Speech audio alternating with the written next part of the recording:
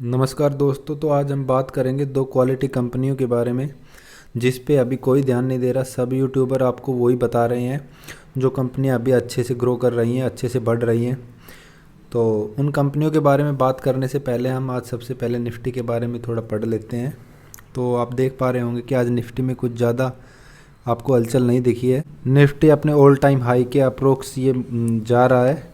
ये देखिए अभी इसने क्लोजिंग 18,235 पे क्लोजिंग दी है और इसका जो हाईएस्ट है ये है समथिंग 18,600 के लगभग है। अगर ये इसको ब्रेक कर देता है तो ये काफ़ी ऊपर जाएगा और ये यहाँ से चांसेस हैं कि बाउंस बैक भी आ सकता है वापस। तो देखते हैं क्या रहता है। अभी पिछले कुछ अगर 2 हफ्तों की बात की जाए तो आप देखिए काफ़ी अच्छे ट्रेंड में चल रहा है निफ्टी। और अभी आपको सिर्फ उन कंपनी में इन्वेस्टमेंट करना है जो अभी बढ़ी नहीं है, क्योंकि आप इसका आरएसआई भी देखेंगे यहाँ नीचे की साइड तो ये आपको 70 के अप्रोक्स मिलेगा। मतलब ये अभी ग्रिड जोन में जा चुका है और हमें कभी भी ग्रिड जोन में इन्वेस्टमेंट नहीं करनी है। हमें इन्वेस्टमेंट तब करनी है तब हमारा आरएसआई 50 के अप्रोक्स हो।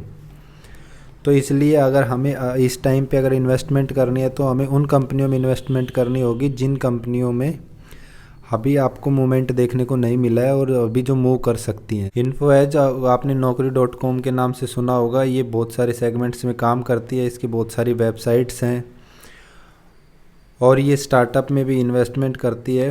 अगर आज आप इसका देखेंगे तो इसने 2.7% का इंक्रीमेंट दिया है। अगर हम इसकी फाइनेंशियल परफॉर्मेंस के बारे में बात करें तो यहाँ पे देखिए ये फाइनेंशियल परफॉर्मेंस इसकी इंक्रीज हो रही थी। मार्च 21 में कुछ डिक्रीज हुई, जून में भी कुछ डिक्रीज हुई और इसी डिक्रीमेंट के कारण ये अभी काफ़ी टाइम से इसका शेयर प्राइस इंक्रीज नहीं हुआ है।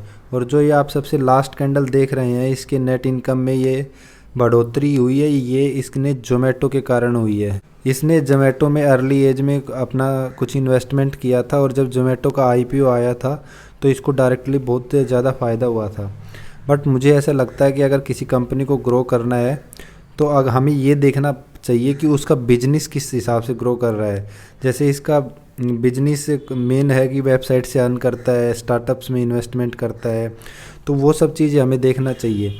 तो इसलिए ये इतने अच्छे प्रॉफिट होने के बाद भी मार्केट ने इसके शेयर प्राइस में मार्केट ने इसको इतनी ज़्यादा वैल्यूएशन नहीं दी लास्ट कुछ क्वार्टर्स में, क्योंकि उनको लगता है कि ये सिर्फ आपके किसी कंपनी के आईपीओ आने से आपके उसमें इंक्रीमेंट हुआ है, ना कि आपने अपने बिजनेस में कुछ नया अचीव किया है। कि चार्ट के बारे में बात करें तो ये आप देखिए कि अभी ये लगभग 50 के लगभग काम कर रहा होगा। जस्ट ये फियर जोन से आउट ही हुआ है तो आप इसमें ख़रीदने की सोच सकते हैं। और ये अगर आप यहाँ से देखेंगे तो पिछले कुछ टाइम से सितंबर के बाद इसका शेयर प्राइस लगातार गिरता जा रहा है। मैंने बताया था कि इसकी नेट इनकम तो इंक्रीज हुई थी जोमेटो के कारण, बट इसके रेवेन्यू इंक्रीज नहीं हुए थे दोस्तों। तो उसी के कारण मार्केट ने इसको इतनी वैल्यूएशन दी है कि ये अभी रिवर्स ट्रेंड में था और इसने काफ़ी अच्छा यहाँ से पैटर्न्स को चेंज किया है। तो ये आपको अभी काफ़ी अच्छी वैल्यूएशन पे मिल रहा है। यहाँ से यहाँ पे आप अगर देखोगे तो ये आपको लगभग 20 से 30% के डिस्काउंट पे अवेलेबल है, तो आप इसमें बाय करने की सोच सकते हैं। और मुझे लगता है कि आने वाले टाइम में काफ़ी अच्छा करेगी। कंपनी का बिजनेस मॉडल अच्छा है और आने वाले जैसे जैसे डिजिटलाइजेशन बढ़ेगा वैसे वैसे कंपनी का ग्रोथ भी बढ़ेगा। और इसके कुछ हर्डल्स हैं, कुछ रेजिस्टेंस है। तो इसका पहला रेजिस्टेंस है 6,600 के लगभग और दूसरा रेजिस्टेंस जो इसका हाईएस्ट है वो है 7,200 के लगभग। तो अगर ये इसको इसके ऊपर की साइड जाता है तो यहाँ तक जाने की काफ़ी संभावना है और ये आपको अच्छा खासा गेन देगा। क्योंकि अगर आपको लॉन्ग टर्म में गेन चाहिए या शॉर्ट टर्म में जिसको भी गेन चाहिए तो हमें इन्वेस्टमेंट वहाँ करना होता है जहाँ पे उसका जो लोवेस्ट प्राइस होता है उस पर आपको इन्वेस्टमेंट करना होता है। तो अगर किसी ने इस प्राइस पे इन्वेस्टमेंट चांस मिस कर दिया तो आप यहाँ पे भी आप इन्वेस्टमेंट कर सकते हैं इसमें। और आप आने वाले टाइम में ये 2-3 महीने में मेरे को लगता है कि या ग्रो करेगा।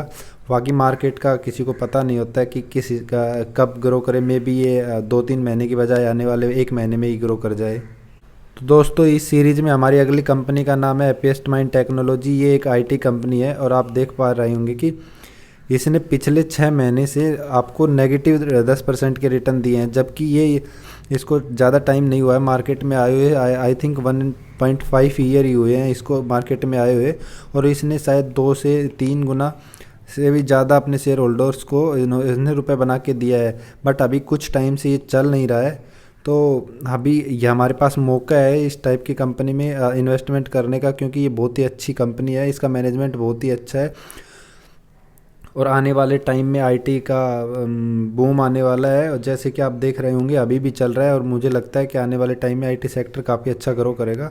और इस कंपनी के जो डायरेक्टर्स हैं वो पहले ऑलरेडी माइंडट्री में काम कर चुके हैं, इन्फोसिस में काम कर चुके हैं, तो काफ़ी एक्सपीरियंस है उनके पास और वो अच्छे से इस कंपनी को आगे ले जा रहे हैं। देखेंगे तो हर क्वार्टर्स में इसके फाइनेंशियल परफॉर्मेंस इंक्रीज हो रहे हैं, इसके रेवेन्यू भी इंक्रीज हो रहे हैं, यहाँ देखिए आपको नेट इनकम भी इंक्रीज हो रही है।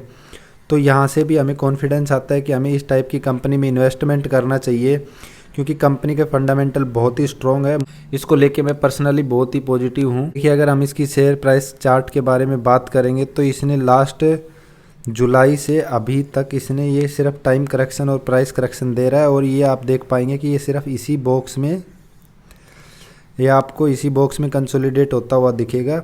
इसके कुछ रेजिस्टेंस है जिसके बारे में हम बात करेंगे, तो ये जो यहाँ पे इसका रेजिस्टेंस भी है और सपोर्ट भी है, ये इससे नीचे भी आ सकता है और इससे वापस बाउंस बैक भी कर सकता है।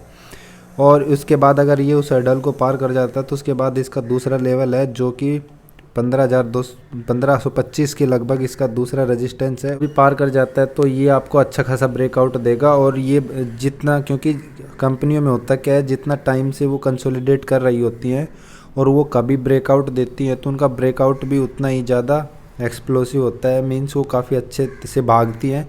तो इस टाइप की कंपनी में हमें यहाँ लोअर पॉइंट पे इन्वेस्टमेंट करना चाहिए। अगर किसी ने इस पॉइंट पे इन्वेस्टमेंट मिस कर दिया है तो ये अच्छा खासा टाइम है जहाँ पे आप इसमें इन्वेस्टमेंट कर सकते हैं। अगर किसी ने पहले से बाय कर रखा है तो आपको एक भी शेयर नहीं बेचना है, और जिसने बाय नहीं कर रखा है वो अपना इसमें बाय कर सकते हैं। और जिनके पास ऑलरेडी शेयर हैं और जिनके पास पैसे भी हैं तो इस टाइप की कंपनी में आप इन्वेस्टमेंट कर सकते हैं, क्योंकि निफ्टी में बहुत सारी ऐसी निफ्टी का आप देख पा रहे होंगे कि कंटिन्यूसली इंक्रीज होता जा रहा है। तो हमें सिर्फ उन कंपनियों में इन्वेस्टमेंट करना है जो अभी नहीं बढ़ी है, क्योंकि ऑलरेडी जो बढ़ चुकी है उनमें अगर इन्वेस्टमेंट करोगे तो बहुत रिस्की रहता है। और क्योंकि हमें अगर अच्छे रिटर्न चाहिए तो हमें उस कंपनी में इन्वेस्टमेंट करना है जो अभी फियर जोन में है। और जो मैंने आपको ये 2 क्वालिटी कंपनी बताई हैं दोस्तों, ये आपको अभी फियर जोन में अवेलेबल है और बहुत अच्छा मौका है यहाँ इन्वेस्टमेंट करने का। और अगर दोस्तों आपको ये वीडियो अच्छा लगा तो लाइक कीजिए, शेयर कीजिए, सब्सक्राइब कीजिए इसी प्रकार के इन्फॉर्मेटिव वीडियो पाने के लिए। और अगर आपको कोई क्वेरी है तो आप कमेंट सेक्शन में कमेंट कर सकते हैं या मुझे मेल कर सकते हैं। धन्यवाद दोस्तों, मिलते हैं जल्दी नेक्स्ट वीडियो में।